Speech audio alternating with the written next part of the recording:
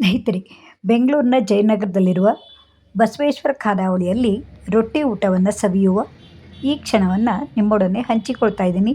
ಮನೆಯಲ್ಲಿ ಪ್ರತಿದಿನ ನಾವು ಅನ್ನ, ತಂಬುಳಿ, ಹಸಿ ಹೀಗೆ ವಿವಿಧ ಅಡುಗೆಗಳ ಊಟವನ್ನು ಸವಿಯುತ್ತಿದ್ದರೂ ಅಪರೂಪಕ್ಕೊಮ್ಮೆ ಜೋಳದ ರೊಟ್ಟಿ ಊಟ ಮಾಡುವ ಅಂತ ಆಸೆಯಾಗಿ ಮಕ್ಕಳೊಡನೆ ಈ ಬಸವೇಶ್ವರ ಖಾನಾವಳಿಯಲ್ಲಿ ಏನೆಲ್ಲ ಸವಿದಿದ್ದೆವು ಅನ್ನೋದನ್ನು ನೋಡೋಣ ಬನ್ನಿ.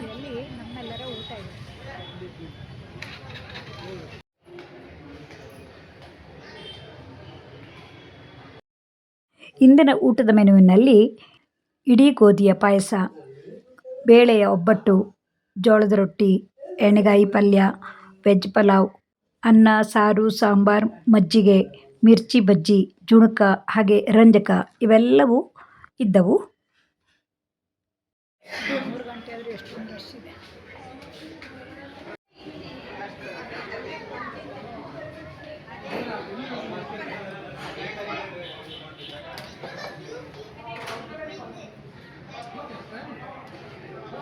ಇಲ್ಲಿ ಫುಲ್ ಮೀಲ್ಸ್ ಮಾತ್ರ ಇರೋದರಿಂದ ಅವರೇ ಬಡಿಸುತ್ತಾರೆ.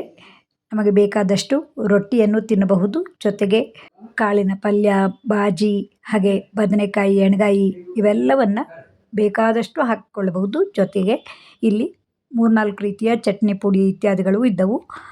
ಬಾಳೆ ಎಲೆಯಲ್ಲಿ ನೋಡಿ ಎಲ್ಲವನ್ನು ನೀಟಾಗಿ ಬಡಿಸ್ತಾರೆ. ಒಂದು ಸೊಪ್ಪಿನ ಚಟ್ನಿ, ಕೋಸಂಬರಿ ಹಾಗೆ ಇದು ಜುಣಕ ವಡಿ, ಇದು ತುಂಬ ಚೆನ್ನಾಗಿತ್ತು. ಹಾಗೆ ತರಕಾರಿಗಳು ಈರುಳ್ಳಿ, ಉಳ್ಳಾಗಡ್ಡೆ, ಕ್ಯಾರೆಟ್, ಸೌತೆಕಾಯಿ ಇವೆಲ್ಲವೂ ಇದ್ದವು. ಮೊದಲಿಗೆ ಬಿಸಿ ಬಿಸಿಯಾದ ಪಾಯಸವನ್ನು ಬಡಿಸಿ ನಂತರ ಬಿಸಿ ಬಿಸಿಯಾದ ಬೇಳೆಯ ಒಬ್ಬಟ್ಟಿನ ಜೊತೆಗೆ ತುಪ್ಪವನ್ನು ಸವಿಯುವ ಅವಕಾಶವಿದೆ.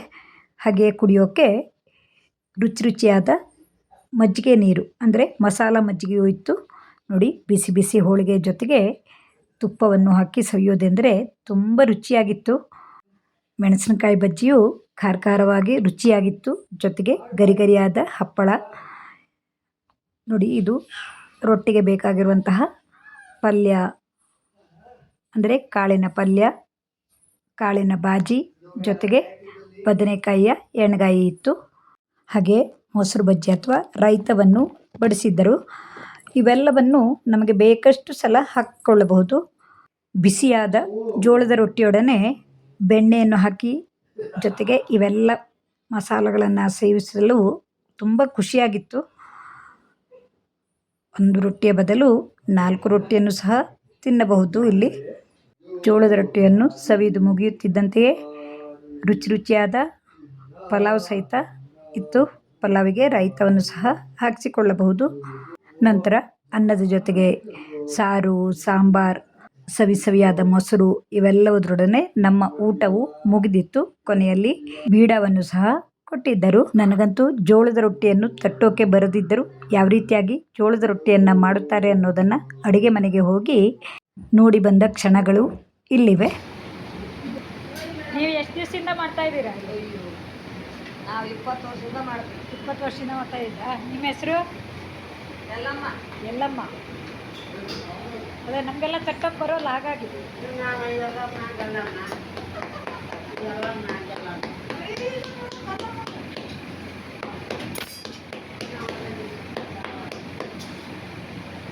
ದಿವಸಕ್ಕೆ ಎಷ್ಟು ರೊಟ್ಟಿ ತರ್ತೀರಾ?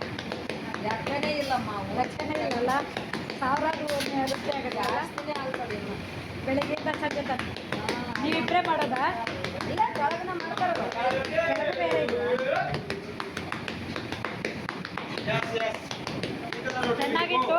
ಹಾಂ, ಬಿಸಿ ಬಿಸಿ ರೊಟ್ಟಿಯನ್ನು ಸಪ್ಲೈ ಮಾಡ್ತಾ ಇದ್ದಾರೆ.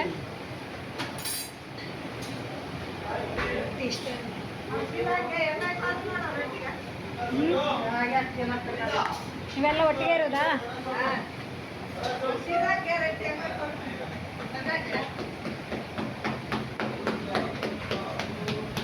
ನಮಗೆ ರೊಟ್ಟಿ ತಟ್ಟೋಕೆ ಬರಲ್ಲ, ನಾವು ಲಟ್ಸ್ತೀವಿ. ಹಾಂ, ಚಪಾತಿ ಥರ ಮಾಡೋದು. ಅಲ್ಲಲ್ಲ, ರೊಟ್ಟಿ ಮಾಡಿದ್ರು ಈ ರೀತಿ ಎಲ್ಲ ಮಾಡೋದು. ನಾವು ಲಟ್ಸಿ ಮಾಡ್ತೀವಿ. ತಟ್ಟೋಕೆ ಬರೋಲ್ಲ. ಹಾಂ, ಬೆಲ್ಲಣಿಗೆ ತಿಕ್ಕತ್ರಿ ಅಲ್ಲ. ಹಾಂ, ರೊಟ್ಟಿಗೆ ಮಾಡೋದು ಬೆಲ್ಲಣಿ ಮಧ್ಯ ಬಟ್ಟೆಯಲ್ಲಿ ಬರ್ಸೋದಿಲ್ಲ, ಹಾಗೆ ಪುಲ್ಕ ಥರ ಬೇಯಿಸಿ. ನೀರೇನು ಹಚ್ಚಲ್ಲ, ಚೆನ್ನಾಗಿತ್ತಾ? ನೀರು ಹಚ್ಚಲ್ಲ. ಇಲ್ಲ, ನೀರು ಹಚ್ಚೋದಿಲ್ಲ, ಅದು ನೀರು ಹಚ್ಚಿ ಮಾಡಿದ್ರೆ ಚೆನ್ನಾಗಿದೆ.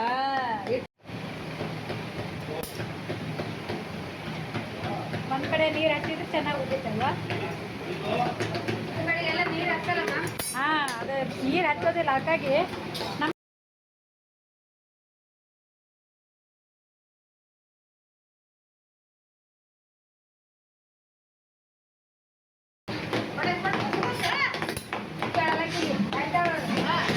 ನಿಮ್ಮ ಹೆಸರು ಜಯಮ್ಮ, ಅವ್ರಿಗೆಲ್ಲಮ್ಮ, ನೀವು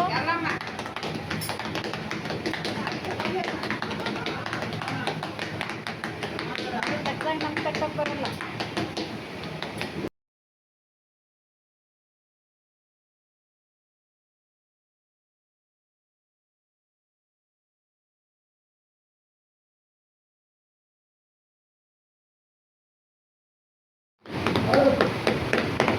ಅದೇ ನೀವು ದಿವ್ಸಕ್ಕೊಂದು 1000 ರೊಟ್ಟಿ ಮೇಡ್ ಮಾಡ್ತೀವಿ.